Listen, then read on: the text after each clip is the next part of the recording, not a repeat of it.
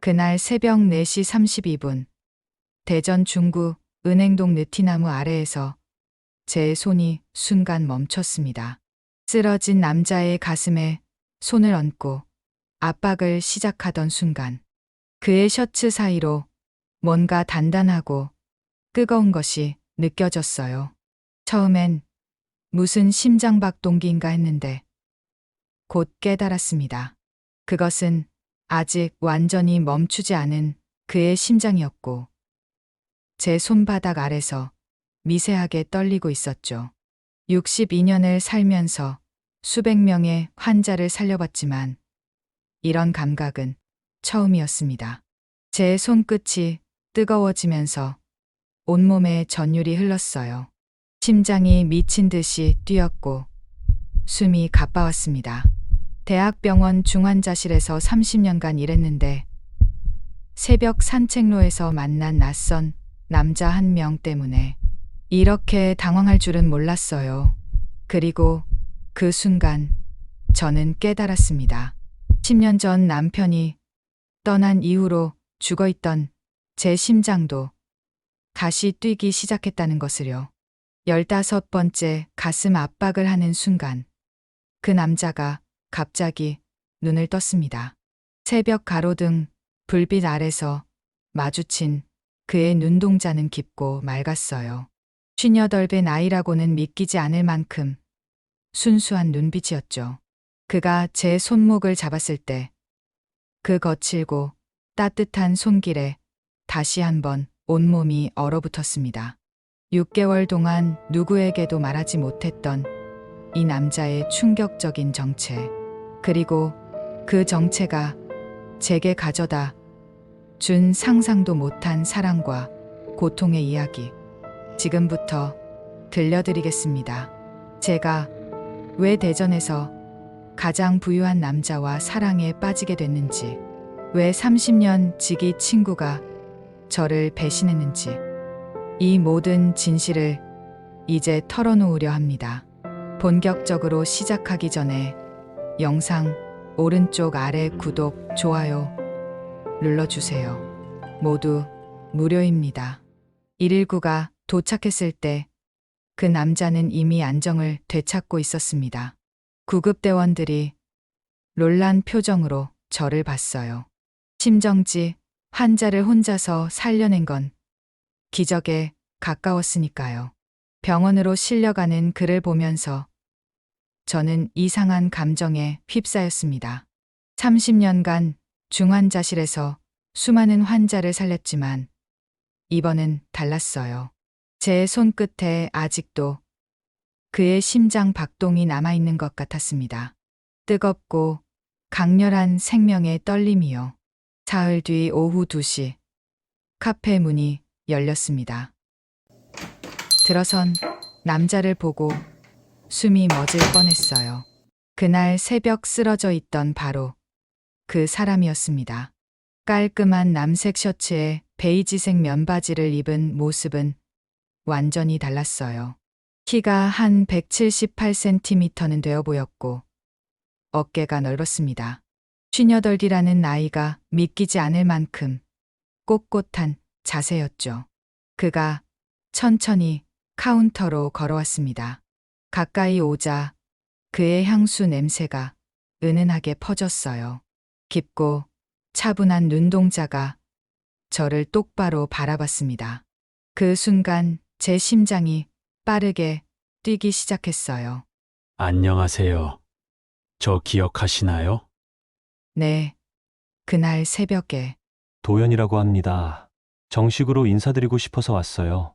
60자의 짧은 대화였지만 그의 목소리는 깊고 울림이 있었습니다. 그는 큰 종이백을 카운터 위에 올려놨어요. 안에는 고급 차 세트와 프랑스산 마카롱이 들어있었습니다. 저는 손사래를 쳤지만 그가 진지한 표정으로 말했어요. 생명의 은인에게 드리는 작은 성이라고요. 그가 창가 자리에 앉아 아메리카노를 주문했습니다. 커피를 내리면서 가끔 그를 훔쳐봤어요. 창밖을 바라보는 옆모습이 참 단정했습니다. 깊게 패인 주름이 오히려 중후한 매력을 더했죠. 커피를 가져다 주면서 우리 손이 살짝 스쳤습니다. 순간 전기가 통하는 것 같았어요. 그도 느꼈는지 잠시 멈칫했습니다. 10년 만에 느껴보는 남자의 온기였어요. 그는 2시간 동안 그 자리에 있었습니다. 책을 읽는 것도 아니고 핸드폰을 보는 것도 아니었어요. 그저 창밖을 보거나 가끔 저를 바라봤죠.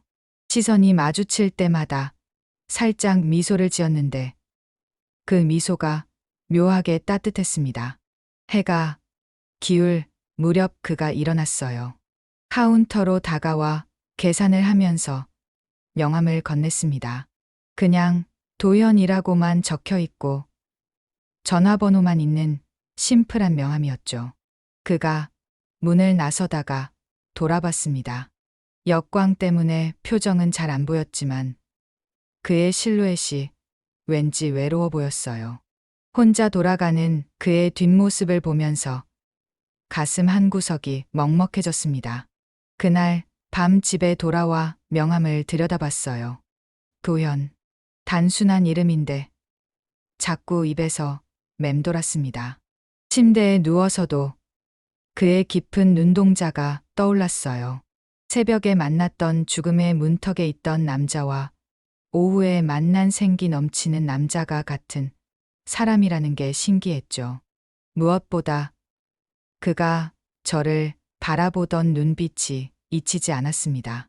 감사와 존경, 그리고 그 이상의 무언가가 담겨 있었어요. 사실 도현 씨는 낯선 사람이 아니었습니다. 매일 새벽 5시 느티나무 아래서 스트레칭하는 남자. 검은색 등산복에 빨간 배낭을 맨 그 사람을 저는 3년째 봐왔어요. 인사를 나눈 적은 없었지만 서로의 존재를 알고 있었죠. 가끔 눈이 마주치면 가볍게 고개를 끄덕이는 정도였습니다.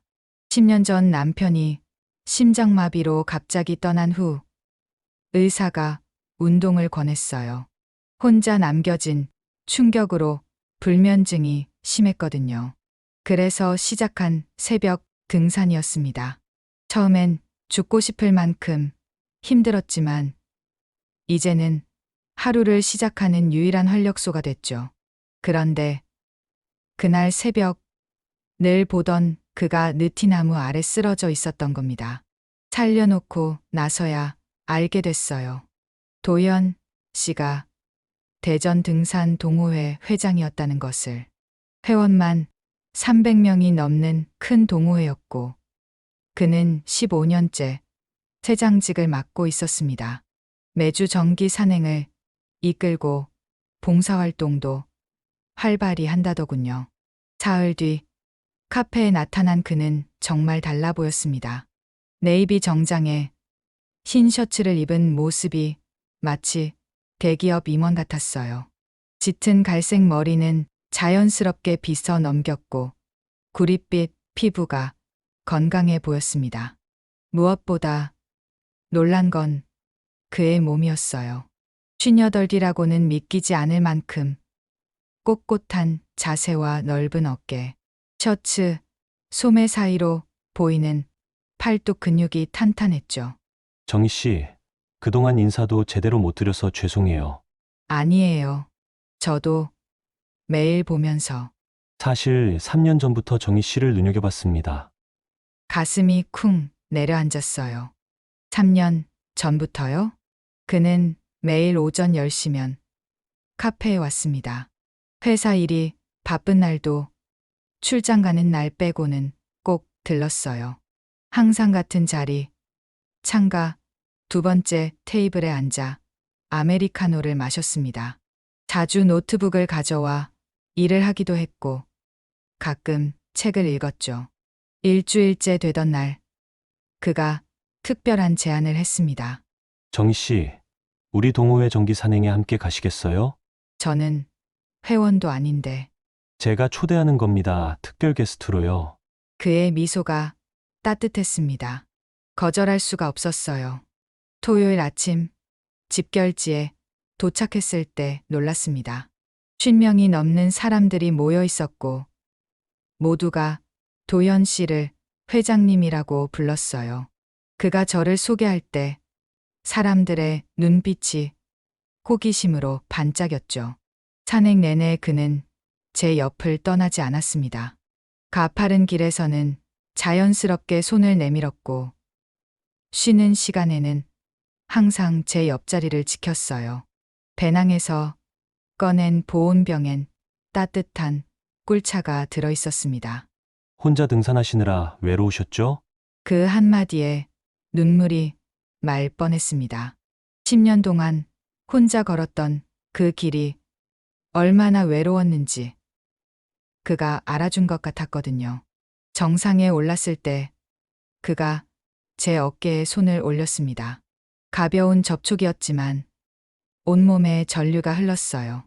등산복 너머로 전해지는 그의 체온이 뜨거웠습니다.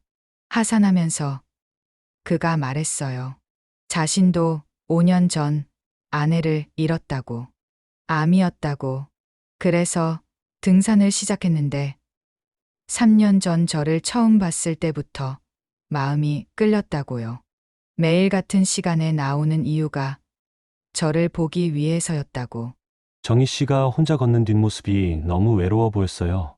말 걸고 싶었는데 용기가 없었죠?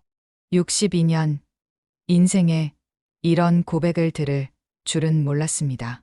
그날 밤 침대에 누워 천장을 바라봤어요.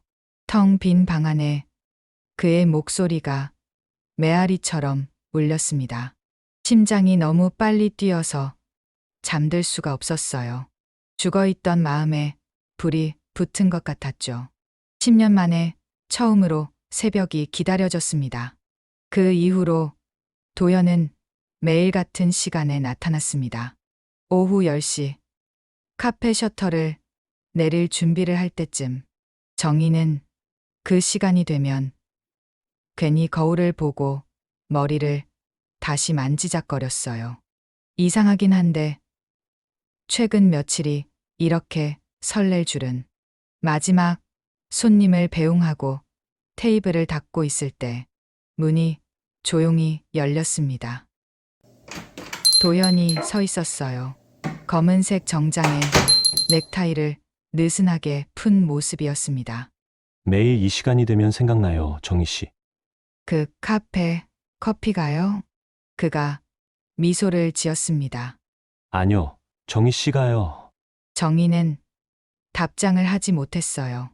가슴이 철렁 내려앉는 느낌이었거든요. 10년간 남편 곁에 있으면서 한 번도 들어본 적 없는 말이었습니다. 이 시간엔 늘 오시네요.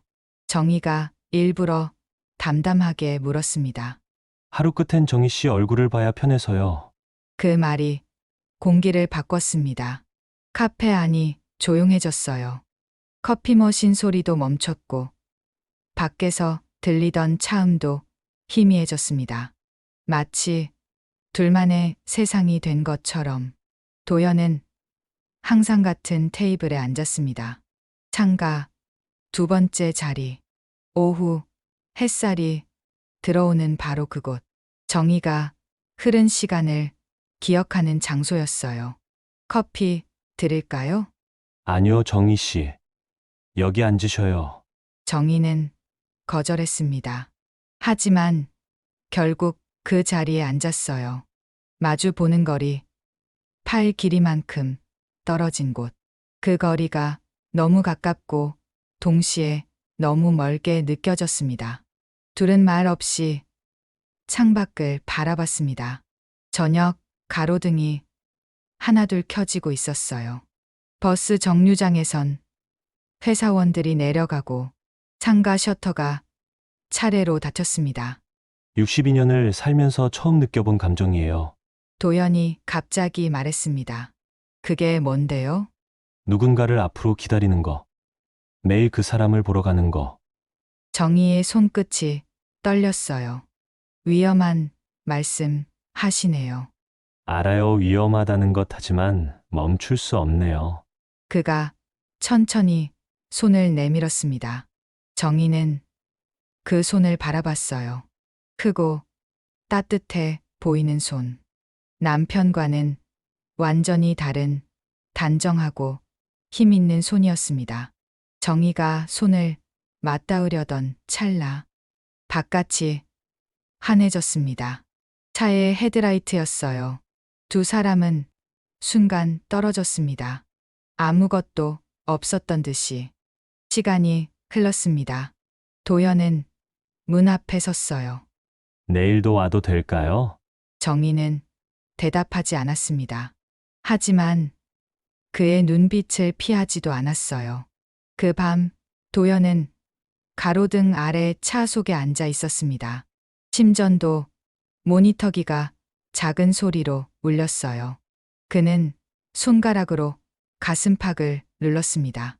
아직도 뛰네. 정희는 카페 불을 끄고 집으로 향했습니다. 길을 걸으면서도 자꾸 뒤를 돌아봤어요. 혹시 그가 따라오는 건 아닐까 하는 마음에 그가 뒤에 있었습니다. 멀찍이 서 자신의 존재를 드러내지 않으면서 정희가 집 문을 열 때까지 그는 그 자리에 서 있었습니다. 정희 씨, 정희가 돌아봤어요. 어둠 속에서 그의 목소리가 들렸습니다. 그날 새벽 제 심장을 살렸을 때 사실 저도 느꼈어요. 당신 손이 떨리던 걸. 정희는 말을 잃었습니다. 그 한마디는 감사가 아니었어요. 그것은 기억이었습니다. 그 새벽을 마음 깊이 품고 있었다는 증거. 그게 뭐 하는 말이에요? 죽음 앞에서 누군가의 손을 느낀다는 게 얼마나 소중한지 알았어요. 정희의 눈빛이 흔들렸습니다. 위험해요. 이러면 알아요. 하지만 당신이 먼저 위험한 사람이에요. 정희 씨. 도연은 천천히 돌아섰습니다. 정희는 그의 뒷모습을 보면서 중얼거렸어요. 사람 마음이 이렇게 쉽게 흔들릴 줄이야. 밤이 깊어갔습니다. 정희는 침대에 누웠지만 잠을 이루지 못했어요. 천장을 바라보며 그의 얼굴을 떠올렸습니다. 그 진심, 어린 눈빛, 그 따뜻한 목소리. 내가 뭐 하는 거야? 혼잣말이 방 안에 메아리 쳤습니다. 이 감정이 옳은 건지 그른 건지 판단할 수 없었어요. 단지 가슴이 빠르게 뛸 뿐이었습니다. 다음 날도 도연은 나타났습니다. 그 다음 날도, 그리고 그 다음 날도 매일 밤 10시 문이 조용히 열렸습니다. 정희는 이제 그 시간을 기다렸어요. 설렘으로 가슴을 졸이며 둘 사이의 거리는 점점 가까워졌습니다. 손이 스치고 눈빛이 마주치고 말이 없어도 무언가가 교환되었습니다. 하지만 그들은 아직 모르고 있었어요. 이 행복이 얼마나 짧을 것인지. 그 누군가가 이 밤을 지켜보고 있다는 것을. 그 밤은 비가 내리고 있었습니다. 창밖으로 빗소리가 계속 들렸어요. 손님들도 일찍 떠나갔습니다. 쌀쌀한 날씨 때문이었죠. 정희는 혼자 테이블을 닦고 있었습니다. 마지막 손님을 배웅한 지 30분이 지났어요. 이제 문을 잠그고 집에 가야 했지만 자꾸 손이 멈췄습니다. 도연이 올 시간이 지났거든요. 정희는 거울을 봤어요. 얼굴이 조금 붉어져 있었습니다. 머리도 흐트러져 있었죠. 손으로 급하게 정돈했습니다. 그때 문이 열렸습니다. 도연이었어요. 검은색 정장 위에 빗방울이 떨어져 있었습니다. 머리도 젖어 있었고 숨이 가빠 있었습니다. 오늘은 커피 향보다 정희 씨가 더 필요해서요. 정희의 손이 멈췄습니다. 그 말을 다시 듣는 것 같았어요. 비가 많이 와서 길이 막혔는데도 네, 그래도 왔어요. 정희 씨를 보러. 도연은 젖은 머리를 손으로 쓸어내렸습니다. 그 움직임이 자연스러웠어요. 마치 정희의 카페가 자신의 공간이라는 듯이. 정희는 타올을 가져다 주었습니다. 머리가 많이 젖으셨네요. 그가 타올을 받으며 미소를 지었습니다. 고마워요. 정희 씨. 정희는 이름 대신 존댓말을 쓸 정도로 거리를 두려 했습니다. 하지만 그의 눈빛은 그 거리를 무시했어요. 밤이 깊어갔습니다. 카페의 불을 껐습니다. 불이 꺼지자 더욱 조용해졌어요. 밖에서는 빗소리만 계속 들렸습니다. 두 사람은 창가에 섰습니다. 창밖의 거리는 한적했어요. 가로등 불빛이 뒷줄기를 비추고 있었습니다. 정희가 창밖을 바라봤어요. 도현도 같은 방향을 보고 있었습니다. 하지만 말은 하지 않았습니다. 그저 옆에 있기만 했어요. 한참 시간이 흘렀습니다. 정희 씨. 도연이 가만히 말했습니다. 정희가 그를 바라봤어요. 그날 새벽 제 심장을 살렸을 때 당신 손끝이 아직도 기억나요. 그의 목소리가 떨렸습니다.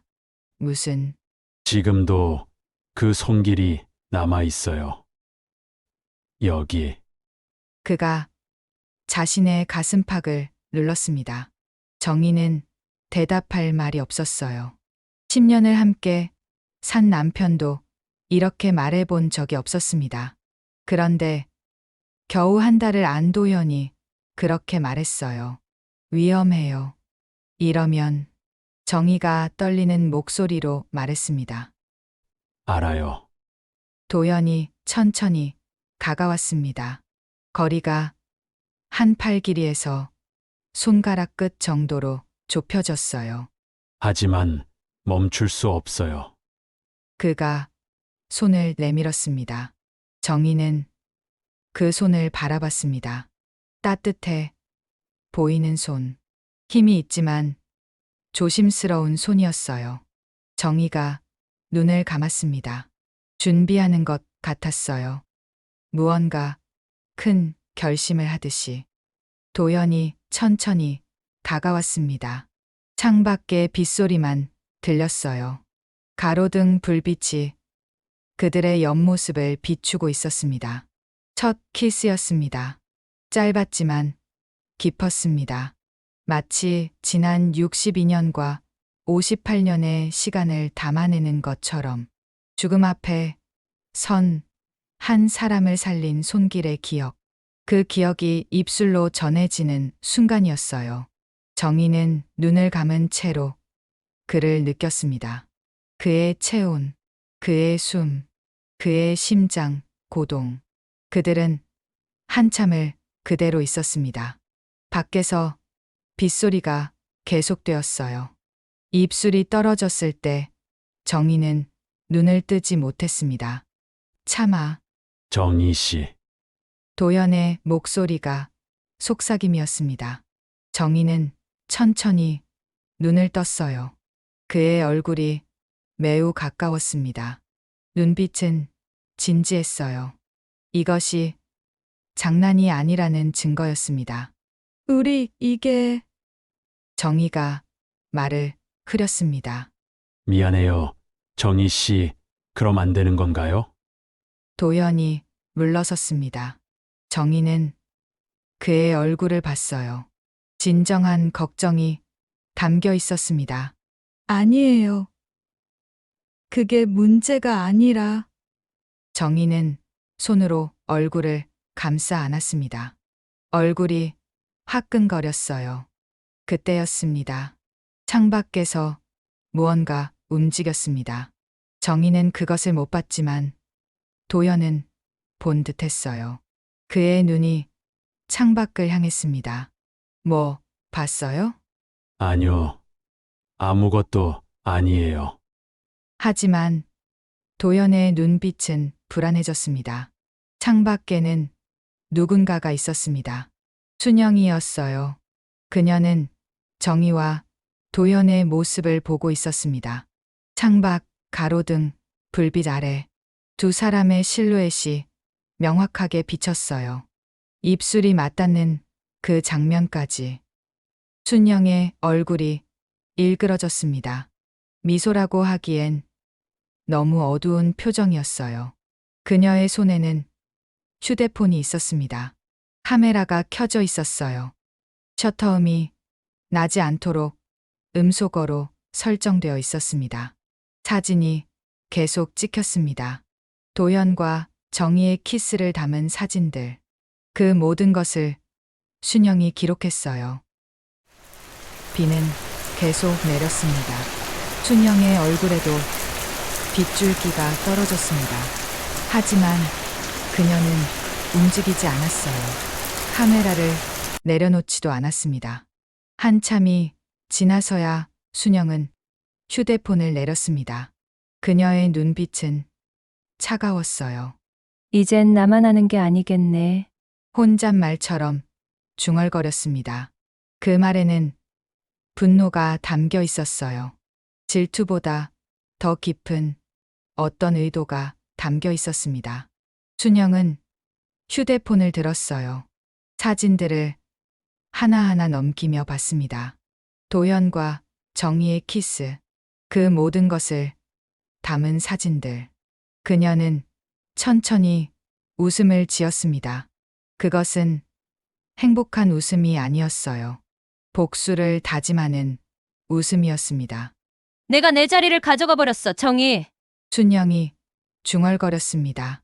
하지만 이제 넌 끝이야. 휴대폰 화면에 도연과 정희의 키스 장면이 떠 있었습니다.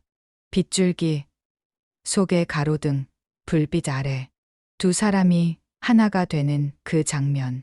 순영의 입가에는 차가운 미소가 맺혀 있었습니다. 그 밤 카페 안에서는 둘이 여전히 서 있었습니다. 밖에서 무슨 일이 벌어지는지 모르고 정희는 도연의 팔에 안겼어요. 남편과 함께한 28년의 시간도, 혼자 지낸 10년의 시간도, 그 모든 시간을 지워버릴 것 같은 따뜻함이었습니다. 괜찮아요? 도연이 정희의 머리 위에서 물었습니다. 예, 괜찮아요. 정희가 말했습니다. 하지만 그 말은 사실이 아니었어요. 괜찮은 게 아니라 단지 행복했던 것입니다. 이 순간이 얼마나 위험한 순간인지, 얼마나 큰 대가를 치르게 될 순간인지, 그건 아직 모르고 있었으니까요. 빗소리는 계속 들렸습니다. 밖에선 순영이 빗속을 걸어가고 있었습니다. 휴대폰을 꼭 쥔 채로.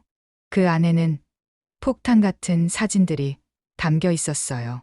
곧 터질 폭탄들. 그것이 언제 터질지, 누구에게 터질지는 아무도 알 수 없었습니다.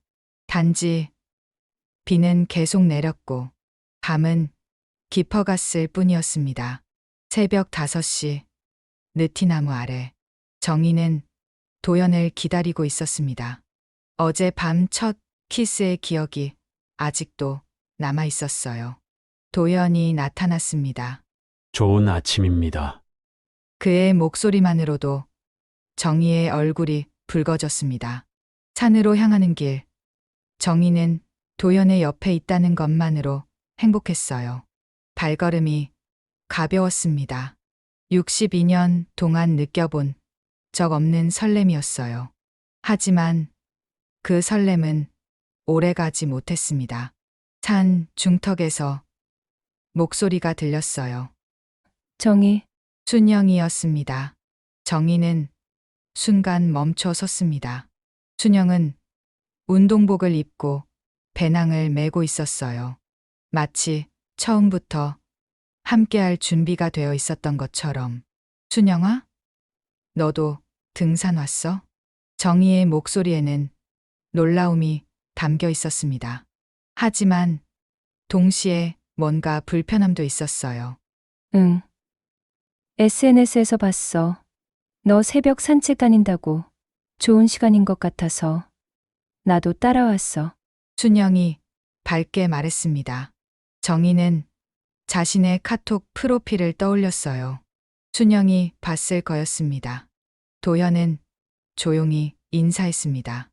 안녕하세요. 이제 셋이 함께 산행을 해야 했어요.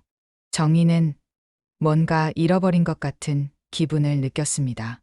어제 밤의 그 느낌이 아니었어요. 이제 그 느낌은 흐릿해졌습니다. 산행 내내 순영은 도현 옆에 붙어 다녔습니다. 정희는 뒤에서 봤어요. 순영이 어려운 길에서 도현의 팔을 잡는 장면, 도현이 순영을 받쳐주는 장면, 자신도 모르게 정희의 가슴이 철렁 내려앉았습니다. 저 사람, 도현 씨, 주변에서 떨어지질 않네. 정희는 그 생각을 떨쳐내려 했지만 자꾸만 떠올랐어요. 계곡에 도착했을 때 순영은 자신을 도현의 옆에 자리 잡으며 말했습니다. 회장님, 물 마세요. 회장님, 그 호칭이 정희에게는 거슬렸어요. 마치 순영이 자신보다 먼저 알고 있던 사람인 것 같았습니다. 정희는 조용히 물을 마셨습니다. 입술이 마르고 있었어요. 산행을 계속하면서 정희는 계속 관찰했습니다. 순영이 어떻게 도현을 대하는지, 도현이 어떻게 순영에게 반응하는지. 정상에 올라갔을 때 순영은 자신과 도현이 같은 공간에 들어오도록 자연스럽게 자리 잡았어요. 정희, 사진 좀 찍어줄래? 우리 셋 다 함께. 정희는 휴대폰 카메라를 들었어요. 화면에 보이는 것은 순영과 도현이 나란히 있는 모습. 정희는 한쪽 끝에 있었습니다. 카메라 셔터를 눌렀을 때 정희의 마음에 뭔가 부러지는 소리가 들렸어요. 하산하는 길, 정희와 도현은 거리를 두었습니다. 말도 없이. 도현은 정희를 따라가려고 했지만 순영이 자꾸 끼어들었어요. 그것이 도현을 무력하게 만들었습니다. 정희 씨가 저렇게 어색한 표정은 처음이야. 도현은 그 생각에 가슴이 철렁 내려앉는 것을 느꼈습니다. 산 아래에 도착했을 때 순영은 휴대폰을 꺼냈습니다. 정희야, 이 사진 정말 좋은데? 올려도 돼? 정희는 고개를 끄덕였어요. 대답할 기력이 없었습니다. 그날 오후 정희는 카페에서 손님을 대하고 있었습니다. 휴대폰을 보지 못했거든요. 하지만 2시쯤 친구들의 전화가 울리기 시작했습니다. 정희, 너 뭐 하는 거야? SNS에 뭔 사진이야? 정희는 서둘러 휴대폰을 켰습니다. 순영의 카톡이 떠올랐어요. 새벽 산행 사진들. 자신과 도현, 그리고 순영, 그리고 그 아래 댓글들. 누구야? 정희 요즘 누군가랑 다녀? 좋은 분 만났나 봐. 순영의 댓글도 있었어요. 정희랑 요즘 새벽 산행 함께 해요. 정희의 손이 떨렸습니다. 친구들은 계속 물었어요. 정희, 정말 누구야? 말해봐. 그 순간 정희는 깨달았습니다. 이것이 시작이라는 걸, 루머라는 걸, 모두가 자신을 보는 시선이 바뀌었을 거였습니다. 그 저녁, 카페에 도현이 나타났을 때 정희의 표정은 달라져 있었어요. 차갑고 조심스럽고 배신감으로 가득 찬. 도현은 그것을 바로 알아챘습니다. 정희 씨, 괜찮으세요? 정희는 대답하지 않았어요. 커피를 내렸습니다. 그 손이 살짝 떨렸습니다. 도연은 자신이 뭔가 큰 실수를 한 것 같은 기분을 느꼈습니다. 하지만 자신이 한 게 뭔지 알 수 없었어요. 그리고 그것이 더 무서웠습니다. 회사에서도 비슷한 일이 있었습니다. 직원이 휴대폰을 건넸어요. 회장님, 소셜미디어 보셨어요? 도연이 본 것은 자신과 순영이 함께 있는 사진들. 그 사진들이 퍼져 나가고 있었습니다. 직원들이 웃음을 터뜨렸어요. 회장님, 요즘 누구세요? 도연은 대답할 수 없었습니다. 자신이 지켜야 했던 사람이 있었는데 그 사람을 제때 지켜주지 못했거든요. 그 밤 정희는 카페를 정리하며 혼잣말했습니다. 사람 마음이 이렇게 쉽게 흔들릴 줄이야. 거울에 비친 자신의 얼굴을 봤어요. 어제와는 다른 낯선 여자의 얼굴. 이게 사랑이라면 너무 아프네. 바깥에선 밤비가 내리고 있었습니다. 새벽에는 함께 걸었던 그 산길도 이제는 혼자여야 할 것 같았어요. 도연의 차는 카페 앞에 멈춰 있었습니다. 그는 한참 동안 그 안에만 있었어요. 정희의 차가운 표정이 자꾸만 떠올랐습니다. 자신이 할 수 있는 게 뭐가 있었을까요? 모든 게 순영의 계획대로였어요. 그녀는 집에서 휴대폰으로 카톡을 보고 있었습니다. 여자 친구들의 그룹톡도 확인했어요. 정희 요즘 남자랑 연애하니? 혹시 연애하는 거야? 순영은 천천히 답장을 치기 시작했습니다. 응. 최근에 시작했어. 요즘 정희는 정말 행복해 보여. 거짓말이었습니다. 하지만 거짓말이 진실처럼 전해졌어요. 순영은 미소를 지었습니다. 첫 번째 단계는 성공했습니다. 며칠이 지났습니다. 그 며칠 사이 정희는 많은 말을 들었어요. 카페에 들어오는 손님들의 수군거림, 저 사람 등산회 회장이랑 사귄다던데. 밤마다 만난대. 나이 차이도 나고. 손님이 자리에 앉을 때마다 그런 말이 들렸습니다. 처음엔 무시할 수 있었어요. 하지만 매일 반복되니까 다르게 들렸습니다. 친구들의 메시지도 늘었어요. 정희 너 그 사람이랑 정말 잘 어울려 그런데 진심이야? 언제 소개해줄래? 우리 같이 저녁하면서 얘기 좀 해. 정희는 대답하지 않았습니다. 만약 도연에게도 그런 말이 들어간다면 그의 회사에서는 그의 직원들은 정희는 침대에 누웠을 때 천장을 바라봤어요. 계속 떠오르는 것은 새벽 산행에서 찍힌 사진들, 카톡에 공개된 자신의 모습. 정희는 스스로에게 물었습니다. 내가 왜 이러고 있는 거야? 도연 씨 때문에 이렇게 될 건가? 그 질문에는 답이 없었어요. 대신 더 큰 불안감만 커졌습니다. 도연이 정희의 카페에 올 때마다 정희는 떨렸습니다. 그것이 누군가에게 보이는 건 아닐까? 누군가가 사진을 또 찍는 건 아닐까? 이 나이 먹고 동네에서 연애한다고 소문이 난다면 어떠해야 하는지. 도연의 평판에 더 해가 될까? 정희는 결심했습니다. 이것을 끝내야 한다고. 지금 당장. 그 저녁 도연이 카페에 들어섰을 때 정희의 표정은 준비되어 있었어요. 차갑고 굳건하고 결단력 있는 표정. 안녕하세요. 정희가 거리감 있게 인사했습니다. 도연은 뭔가 이상함을 느꼈어요. 정희 씨, 괜찮으세요?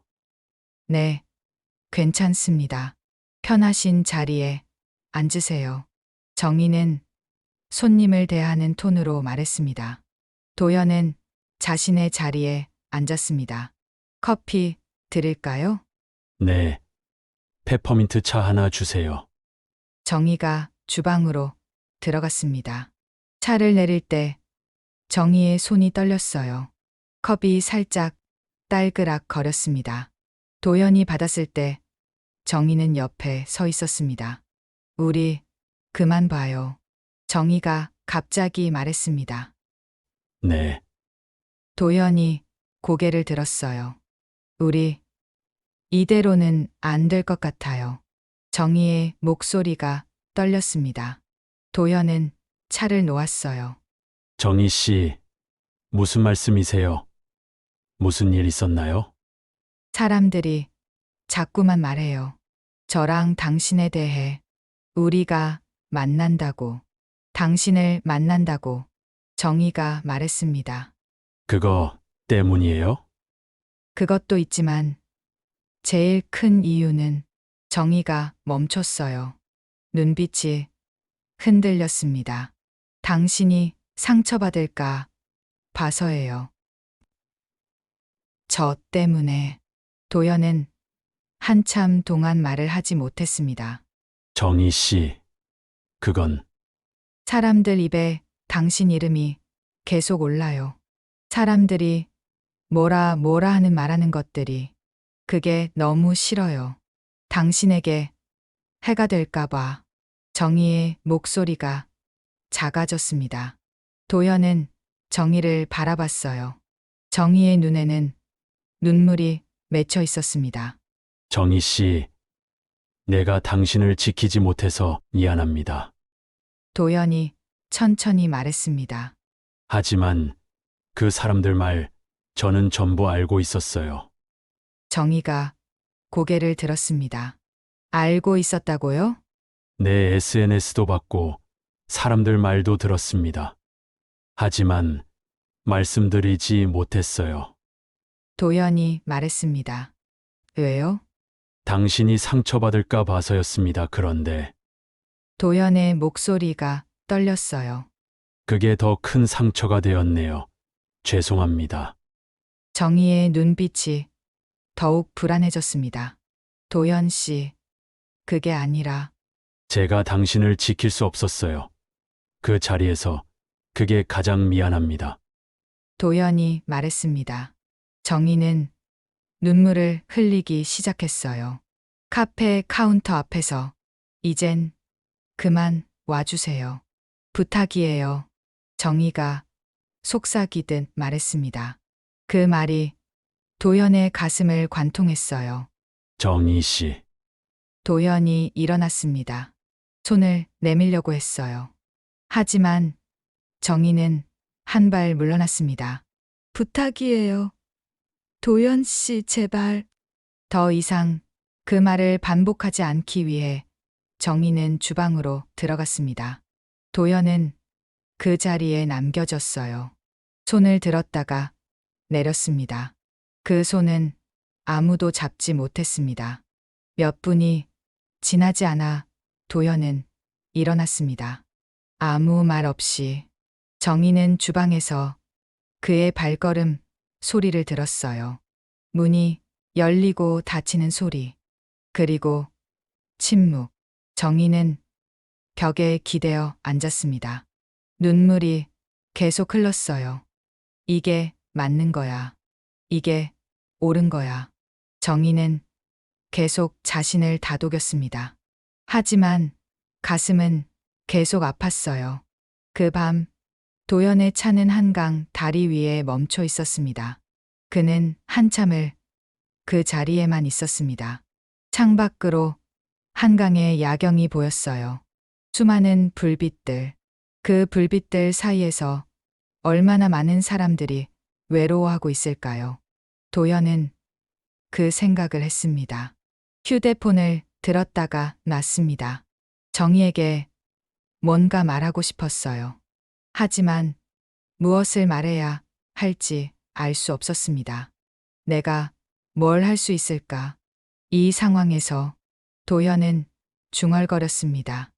가슴팍을 눌렀어요. 그곳에서 심장이 뛰고 있었습니다. 아직도 5년 전 아내가 떠난 이후로 멈춰 있었던 심장이, 정희가 살려준 그 심장이 다시 뛰고 있었어요. 그런데 지금 이 심장은 너무 아팠습니다. 죽음의 고통보다 더 도연은 속삭였습니다.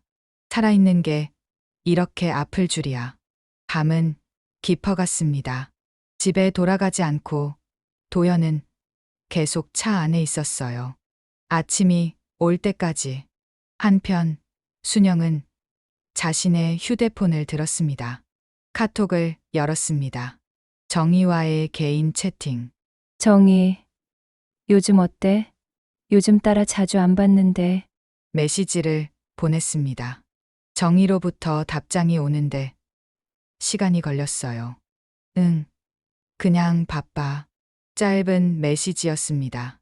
순영은 더 보냈습니다. 회장님도 요즘 자주 못 봤어. 아까는 안 보인다던데. 이 메시지에 정희의 답장은 오지 않았습니다. 순영은 휴대폰을 놓고 웃었어요. 완벽해. 모든 게 계획대로였습니다. 정희와 도연은 이제 떨어져 있었고, 루머는 계속 퍼져 나가고 있었습니다. 그리고 순영은 그 모든 것을 지켜보고 있었어요. 마치 자신의 작품을 감상하듯이. 새벽이 밝아왔습니다. 느티나무 아래는 비어 있었어요.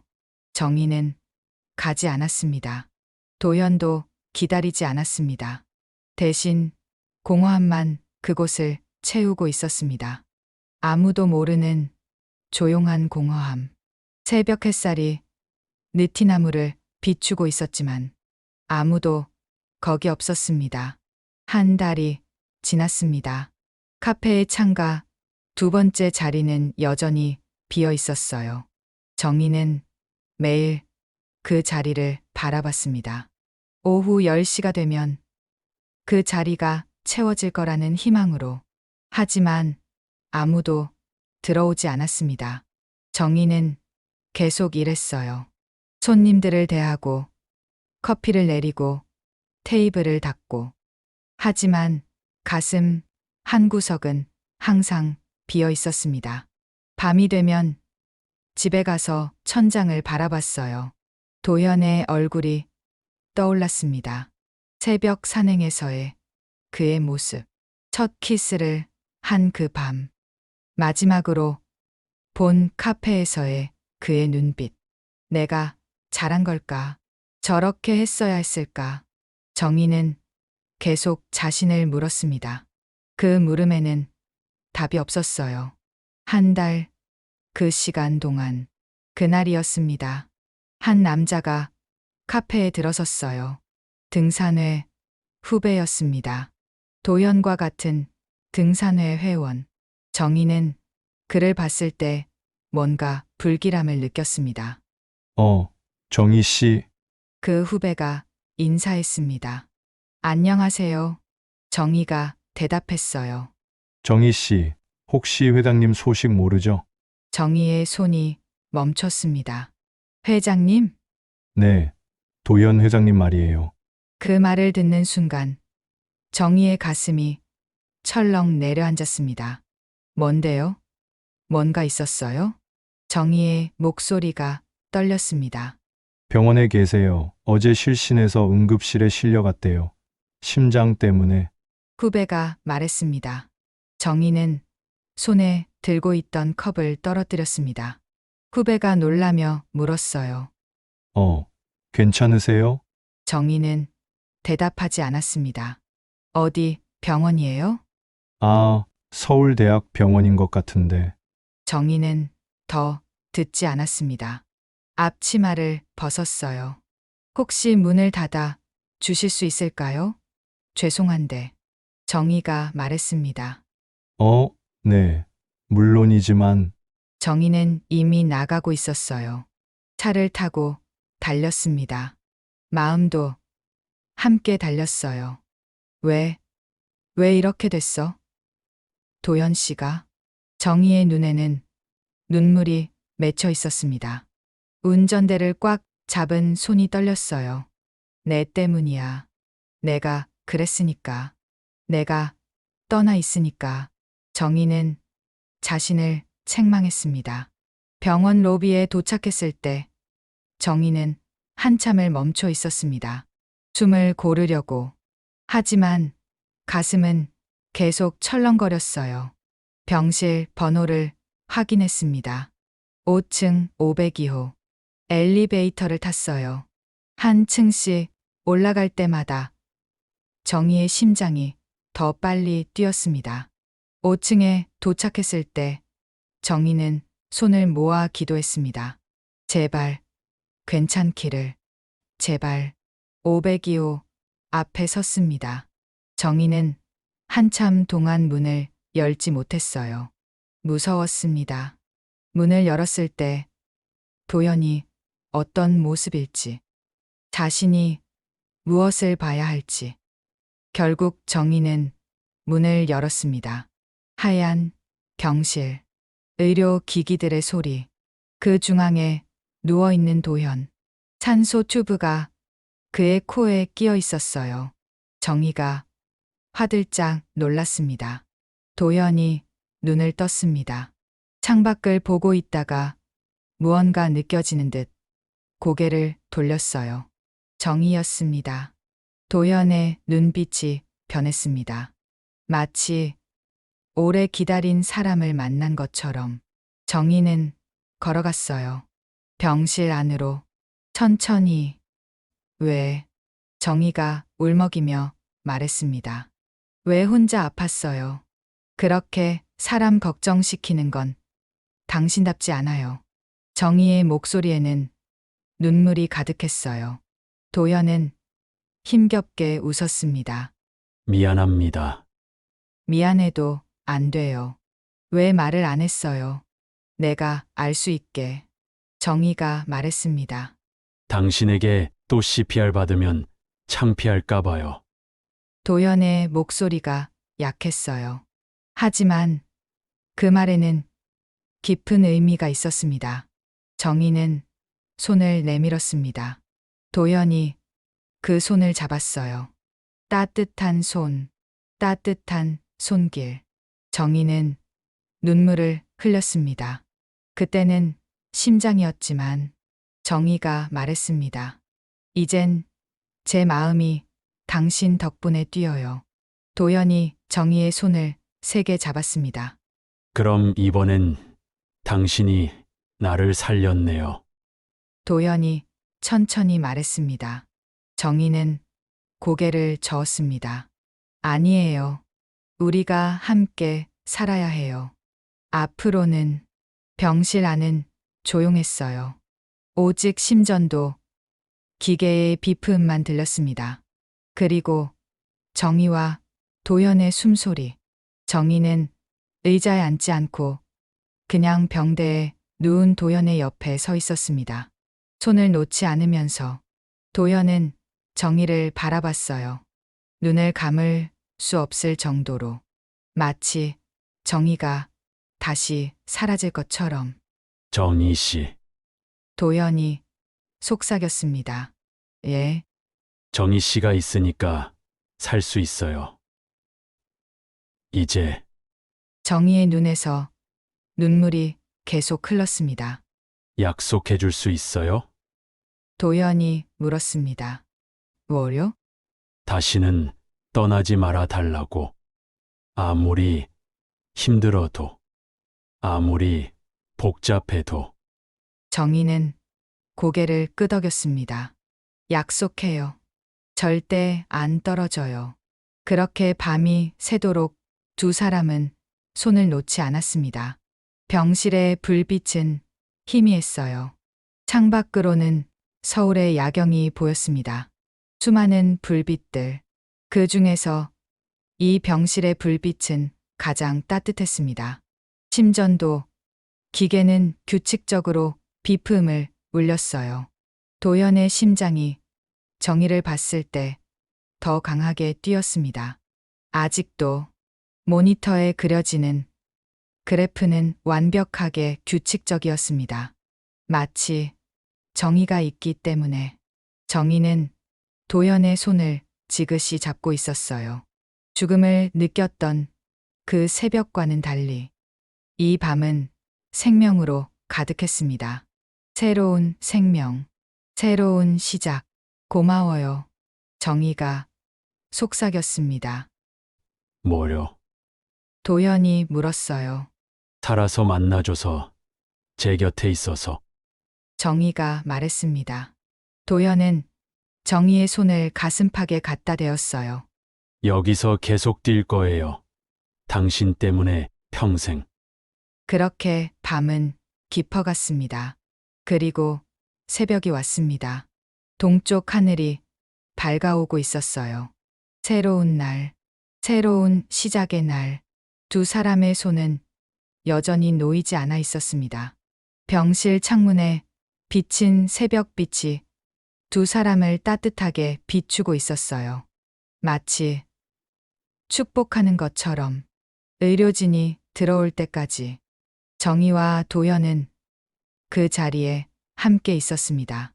더 이상 떨어지지 않으려고, 더 이상 혼자가 아니라는 것을 확인하면서. 우리의 인생은 누군가의 손끝 하나로 다시 시작될 수도 있습니다. 도연은 천천히 회복했어요.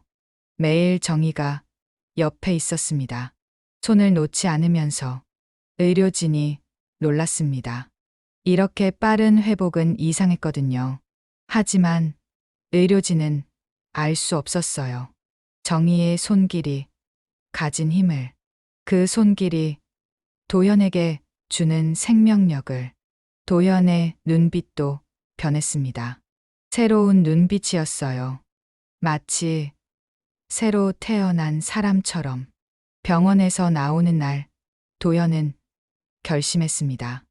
회장직을 내려놓겠다고. 왜요? 정의가 물었을 때 도연은 말했습니다.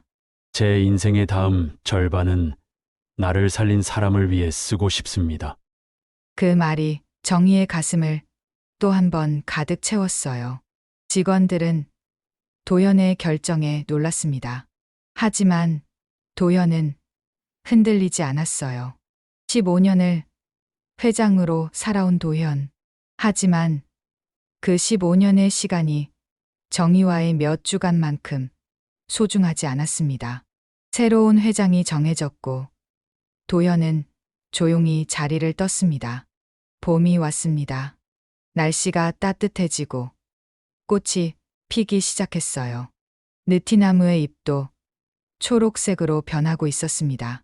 새벽 5시, 느티나무 아래 정의가 먼저 나왔습니다. 손에는 커피 2잔이 들려 있었어요. 따뜻한 커피. 정의의 얼굴에는 미소가 피어 있었습니다. 어제의 그 미소가 아니었어요. 불안함도 의심도 없는 순수한 미소. 새벽 햇살이 느티나무 잎 사이로 스며들었습니다. 황금빛 햇살. 도연이 가까워졌습니다. 하얀 셔츠에 베이지색 면바지. 정장을 벗어던진 사람의 모습이었어요. 그의 표정도 명확했습니다. 완전히 해방된 표정. 좋은 아침입니다. 그가 말했습니다. 아침이 많이 좋아졌네요. 정의가 대답했습니다. 이제 이 대사는 일상이 되었어요. 매일 반복되는 아침 인사. 도연이 커피를 받았습니다. 따뜻한 커피의 온기가 그의 손에 전해졌어요. 두 사람은 느티나무 아래 서 있었습니다. 저 멀리 하늘이 밝아오고 있었습니다. 이젠 매일 오시네요. 정의가 말했습니다. 도연이 미소를 지었어요. 이젠 제 시간이 전부 당신 거니까요. 잠시 침묵이 흘렀습니다. 그것은 불편한 침묵이 아니었어요. 함께하는 침묵이었습니다. 도연이 커피잔을 들어 말했습니다. 정희 씨, 예, 그날 새벽 당신이 제 심장을 살렸죠. 정희는 그 말을 들으며 미소를 지었습니다. 이젠 알아요. 도현이 계속했습니다. 당신이 살린 건 제 심장이 아니라 제 인생이었어요. 정희의 눈빛이 반짝였습니다. 그렇다면 저도 당신 덕분에 다시 살아났어요. 정희가 속삭였습니다. 당신 덕분에 나도 살아요. 느티나무 잎사귀가 미풍에 흔들렸습니다. 새벽빛이 더욱 밝아지면서 두 사람의 실루엣을 따뜻하게 비추고 있었어요. 커피잔 두 개가 나란히 식어가고 있었습니다. 하지만 그 차가움도 아름다웠어요. 함께라는 증거였거든요. 수 주일이 지났습니다. 카페는 정희가 여전히 운영하고 있었어요. 하지만 이제는 혼자가 아니었습니다. 도연은 저녁 시간에 나타났습니다. 늘 하던 오후 10시가 아닌 이제는 함께할 시간이 생겼거든요. 마침내 그날이 왔습니다. 카페 간판이 바뀌는 날. 느티나무 커피. 단순한 이름이었어요. 하지만 그 아래에는 작은 글씨가 새겨져 있었습니다. 그날 새벽 심장이 다시 뛰었다. 정희는 그 간판을 바라봤어요. 도연도 함께 바라봤습니다. 이것이 그들의 이야기라고, 그들의 삶이 이것이라고, 새벽에 만나고, 밤에 만나는 일상, 겨울에 느껴본 죽음의 공포, 봄에 얻은 생명의 신비. 정희는 도연의 손을 잡았습니다. 더 이상 놓지 않으려고. 도연도 정희의 손을 세게 잡았어요. 그렇게 함께 시간이 또 흘렀습니다. 여름이 왔고, 가을이 왔고, 다시 겨울이 왔어요. 그들의 이야기는 계속됩니다. 느티나무 아래, 매일 아침, 매일 밤, 누군가는 그들을 봤을 것입니다. 새벽과 저녁, 같은 장소에서 만나는 두 사람을, 혹은 그들의 이야기를 들었을지도 모릅니다. 저 카페. 거기 주인과 한 남자가 있대. 매일 만난대. 하지만 그 소문은 더 이상 정희와 도연에게 상처를 주지 않습니다. 왜냐하면 이제 그들은 알기 때문입니다. 사랑이 무엇인지, 생명이 무엇인지, 인생이 무엇인지. 그날 새벽, 느티나무 아래에서 한 사람의 심장을 다시 살린 그 순간, 그것이 단순히 생명을 구하는 것이 아니었다는 것을, 그것이 두 사람의 인생을 온전히 바꾸는 일이었다는 것을, 정희는 매일 아침 손으로 도연의 가슴팍을 살짝 터치합니다. 또 뛰네요. 도연은 정희의 손을 잡고 미소 짓습니다. 당신 때문이에요. 이 말이 반복됩니다. 매일, 매일 아침, 매일 밤, 그리고 이 반복은 영원히 계속될 것 같습니다. 왜냐하면 이제 알기 때문입니다. 심장과 같은 것이 또 있다는 것을, 마음이라는 것이, 그것도 다시 살아나는 법이 있다는 것을, 누군가의 손길로, 누군가의 미소로, 누군가의 사랑으로 62년을 혼자 살아온 정희, 58년을 성공적으로 살아왔지만 공허했던 도연, 두 사람이 만났을 때 일어난 기적. 그 기적의 이름은 생명의 은인이 아니었습니다. 그것은 사랑이었습니다. 느티나무 잎사귀가 또 다시 초록색으로 물들었습니다. 봄이 왔고, 새벽과 저녁이 왔고, 그들은 여전히 거기 있었습니다. 느티나무 아래, 손을 놓지 않고, 웃음을 멈추지 않고, 심장을 계속 뛰게 하면서, 인생을 다시 뛰게 하면서, 그날 새벽, 심장이 다시 뛰었다. 카페 간판의 글씨가 햇살에 반짝였습니다. 그것이 바로 그들의 이야기입니다. 우리의 인생은 누군가의 손끝 하나로 다시 시작될 수도 있습니다. 사랑도 그렇습니다. 늦은 나이, 끝이라고 생각했던 순간에도 마음은 다시 뛸 수 있습니다. 그날 새벽, 느티나무 아래에서처럼요. 사랑은 나이를 묻지 않고 용기는 타이밍을 기다리지 않습니다. 지금 당신의 마음이 누군가를 향해 뛴다면 그건 살아있다는 증거입니다. 오늘 이야기가 당신 마음에도 작은 떨림을 남겼다면 영상 오른쪽 아래 구독과 좋아요 눌러주세요. 당신의 인생에도 다시 뛰는 심장이 찾아오길 바랍니다.